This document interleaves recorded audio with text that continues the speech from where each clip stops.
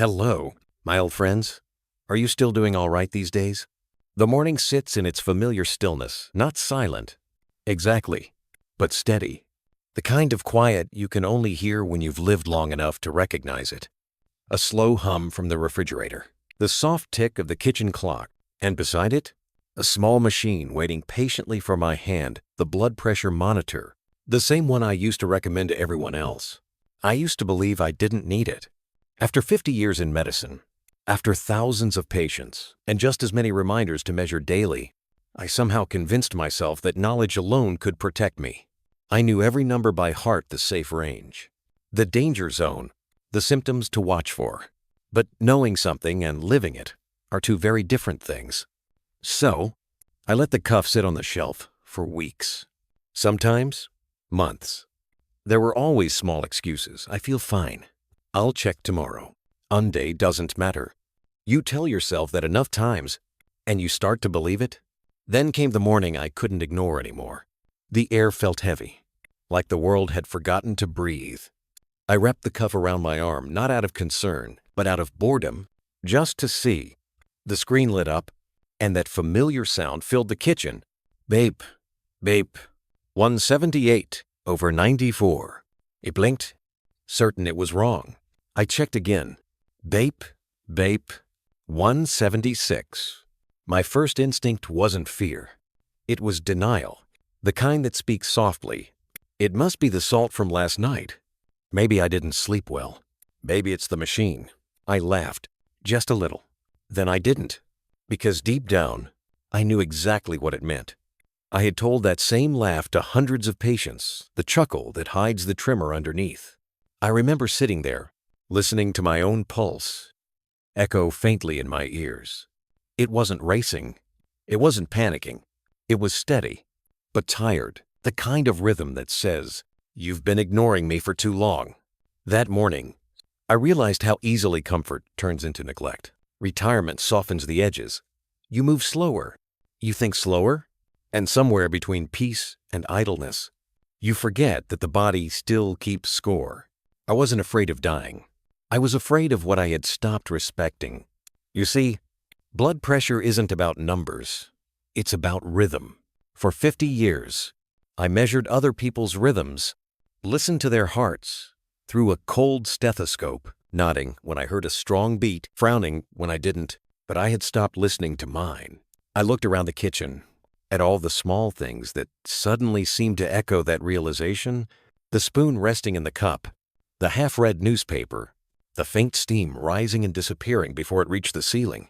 Every detail whispered the same thing. This is how it begins. High blood pressure doesn't shout. It doesn't hurt. It waits. It's a tide that rises grain by grain, patient as time itself. And then it hit me. I had become the patient I used to warn others about. The one who feels fine until they don't. I thought about the people I'd seen over the years. The ones who stayed steady. The quiet 1%. They were never the strongest or the luckiest, but they were the most attentive. They didn't chase miracles. They practiced mindfulness in motion. They measured, walked, stretched, salted gently, breathed slowly. They weren't fighting age. They were befriending it. The rest, the 99%, weren't careless. They were just human. We forget. We get tired. We make peace with small mistakes until those mistakes make their own peace with us. I realized then that health isn't something you own. It's something you tend, like a plant that only grows if you remember to water it every morning. The monitor was still beside me. Its screen blank now, silent. I stared at it and felt a strange affection. For years it had been an object, a tool. But that morning, it became something else. A mirror. I thought about the word pressure. How it doesn't just live in the arteries. It lives in everything. The pressure to stay young, to look fine, to pretend you're still in control. But maybe control isn't the point. Maybe awareness is. I took the cuff again, wrapped it slowly, pressed the button. Beep, beep, beep. 172. Still high. But something had shifted. Not in the number in me. Because for the first time, I wasn't looking for perfection. I was looking for presence. I sat quietly, breathing with the rhythm of that small mechanical heartbeat. It occurred to me that every person I'd ever treated had given me this same chance to notice, to learn, to begin again. The realization wasn't dramatic. It was humbling. The human heart, no matter how old, still responds to attention. That's the difference between those who struggle and those who endure, not luck. Not lineage, but listening. I reached for my notebook, the same one I used to jot down patient notes, and wrote a simple line, "Pay attention before it hurts." It wasn't medical advice. It was a promise. I closed the notebook, placed it beside the monitor, and poured a glass of water. The sound of it filling was calm, steady, reassuring. I took a slow sip, and for the first time in a long while, I didn't feel like a doctor or a patient, just a man grateful for another morning that still had rhythm left in it. Because maybe that's what health really is, not a perfect number, but the willingness to listen when your body whispers instead of waiting for it to scream. Beep, beep. The monitor started again on its own. As if to agree, the cuff still sits on the table beside the empty glass. The light hasn't changed much, only softened, as if the morning itself is breathing with me. There's something tender about this hour, not quite early, not yet noon. It's the space where your mind stops trying to fix things and starts to feel them. When I looked at that machine just now, I didn't see a warning anymore. I saw a reminder, a quiet companion that simply reflects the truth without judgment. It made me think about all the people I've treated, all the faces that carried the same quiet denial I had this morning. The ones who said, "I feel fine," and the ones who whispered, "I'm scared, but I don't want my children to worry."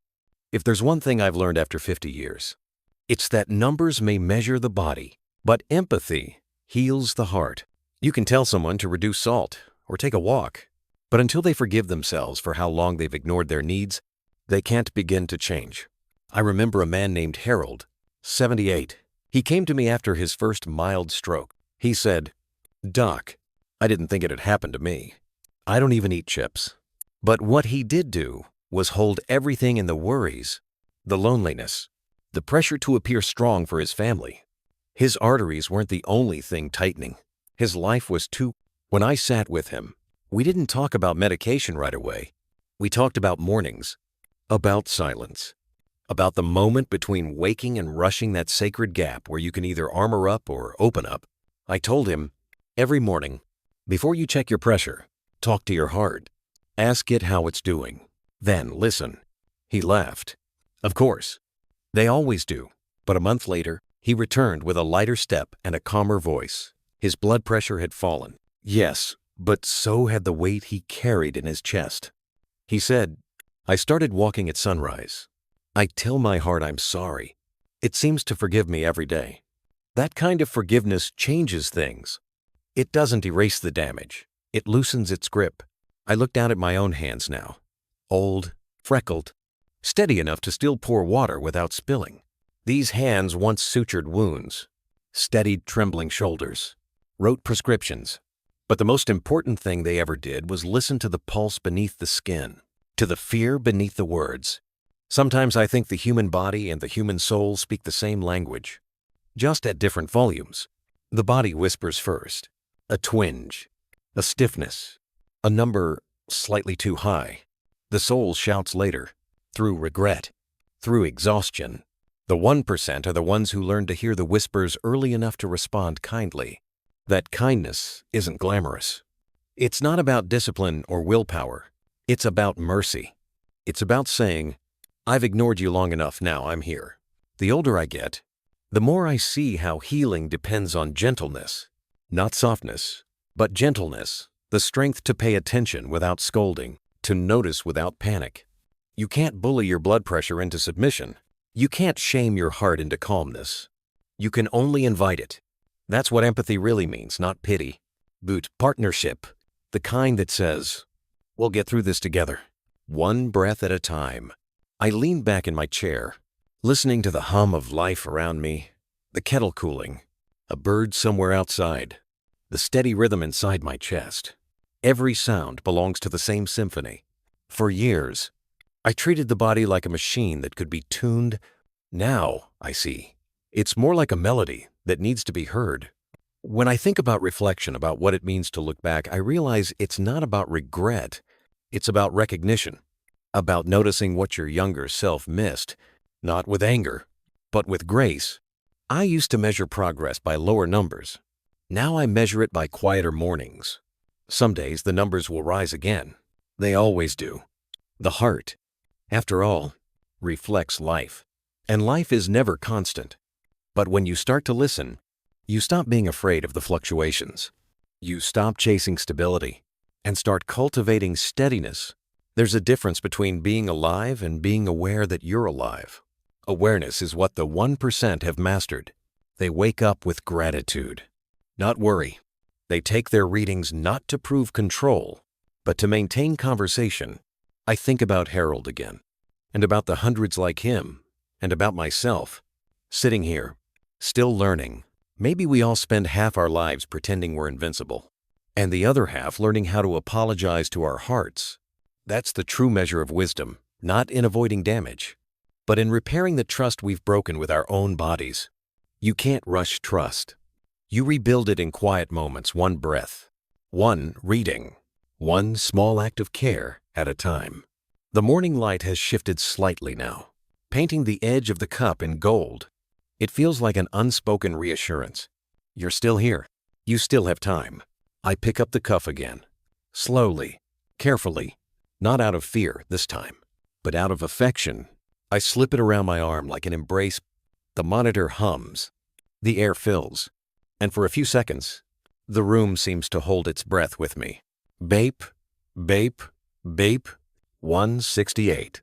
Still high, but softer. And I smile, not because I'm cured, but because I'm connected. There's a kind of peace in partnership when you stop demanding perfection from your body and start walking beside it. That's empathy turned inward. That's reflection turned alive. I unstrap the cuff, set it down gently, and let my hand rest on the table. My pulse beats beneath the skin. Steady, forgiving. It doesn't hold grudges. It never has. If there's one thing age teaches you, it's that every morning offers you a small negotiation with yourself. You can choose to rush, or you can choose to notice. And noticing, truly noticing, is where healing begins. So I sit for another minute. I don't move. I don't reach for my phone. I don't analyze. I just listen to the kettle ticking as it cools, to the faint rhythm under my palm, to the quiet forgiveness that comes only after years of forgetting to listen. When I finally stand, I don't hurry. My knees creak their familiar protest. My joints remember their purpose. I take one slow step toward the window. The world outside is bright, but gentle, the kind of light that doesn't demand anything from you. I open the window and let the air touch my face. And for a moment, I think this is what healing sounds like. It's not silence. It's stillness. It's the sound of a heart yours. Mine. Anyone's learning to trust its own rhythm again. The day drifts gently forward. You wouldn't notice time moving if not for the angle of the light, a slow tilt that turns everything golden. The cup is empty now. The cuff folded. The room feels quieter, though nothing has changed. That's the strange part about growing older. Calmness arrives not because the noise is gone, but because you finally stop fighting it. I stand for a moment, feeling the weight of my body settle into my feet. There's a small ache in my knees, the same one that greets me every morning. But today, it feels less like pain and more like memory, a reminder of all the miles these legs have carried. I step toward the door, slide it open, and let the air brush against my face. It smells faintly of dew and soil, the perfume of an ordinary morning. The neighborhood is quiet. A man walks his dog on the far sidewalk. Somewhere, a radio hums a tune too old for anyone to remember the lyrics. I take a slow breath. The heart responds the way it always does, patient, loyal, trying its best to keep pace with me. I used to chase health as if it were a prize, a goal you could earn by doing everything right. Lower numbers, longer walks, perfect meals. But the truth I've come to see is softer. Health isn't a prize. It's a conversation.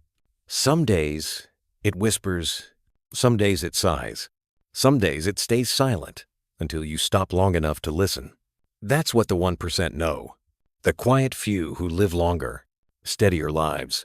They don't chase. They notice. They measure without fear. They forgive their bad days.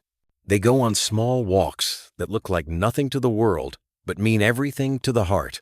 I take my first few steps down the porch, and the boards creak like an old friend answering back. My gait is slow but sure, a rhythm that belongs only to me. I've learned that the body doesn't ask for perfection. It only asks to be joined. I think back to the years in the clinic, the bright lights, the anxious faces, the questions that all sounded the same. What should I do? Doctor. And I wish I had said this sooner. Start with kindness. Measure. Walk. Breathe. Not because you're broken, but because you're still here. Because paying attention is the simplest form of gratitude. That's what this morning has taught me again. Gratitude is not a feeling. It's a practice. It's what you do when you fill your cup with water instead of excuses. When you check your numbers instead of guessing. When you forgive your body for being human. As I reach the end of the path, I stop. The world is wide open now, blue sky above, soft earth beneath. Everything balanced between inhale and exhale. I take one more breath, steady and slow. Inhale for 4, hold for 7, exhale for 8. The heart slows a little, just enough to remind me that calm is something you create, not something you wait for. When I turn back toward the house, the sun catches on the window, and I see my reflection faintly in the glass holder.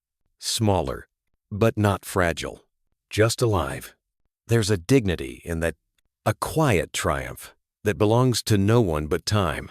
Back inside, the monitor waits on the table. The same small machine, the same steady beep. I press the button again, not to test, but to listen. Beep, beep, beep. 164. It's not perfect, but perfection isn't the point. Consistency is. Patience is. The 1% don't aim for flawless readings. They aim for honest ones. They wake. They measure. They walk. They live. I think of all the years I spent treating numbers instead of nurturing lives. How easy it is to forget that medicine isn't just science. It's storytelling. Every patient was a story of fear, a bit, and hope. Now, in my own quiet kitchen, I've become a story too. And if you're listening to me now, perhaps this is what I really want you to know. You don't need to be perfect to be well.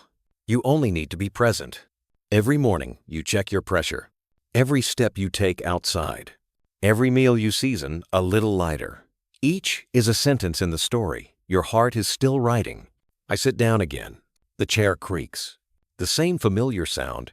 The light touches the table where the cuff rests. I trace its edge with my fingers and smile. For half a century, I thought my work was about saving hearts. Now I see it was about teaching them how to listen, and that lesson includes my own. I pour another glass of water, cool and clear, and hold it for a moment before drinking. The reflection on its surface trembles, a tiny heartbeat of light. And I think maybe this is what grace looks like in old age. Not the absence of struggle, but the presence of attention. Not the victory over time, but harmony with it. So if you're sitting somewhere right now, wondering if it's too late, I'll tell you this. It's never too late to listen. Listen to your pulse. Listen to your breath. Listen to the quiet conversation your body has been trying to have with you for years. That's where life begins again, not in the clinic, not in the medicine, but in the moment you choose to notice. Beep, beep. That sound returns one last time. The same sound that startled me at the beginning, but it feels different now. It isn't a warning anymore. It's gratitude in 3 syllables. I drink the last of the water, place the glass down gently, and let the quiet return. Tomorrow, I'll measure again, not because I have to, because I get to. Every morning gives you another chance to listen to your numbers, your breath, your heart, your habits. Health is rhythm, not race. The 1% who stay well are simply those who pay attention before it hurts. Less salt, more steps, slower mornings. They add up in silence. You don't have to change everything. You only have to begin noticing. Each beep Is your heart asking for a conversation, not a command? And every time you answer, it thanks you quietly, faithfully, for another day.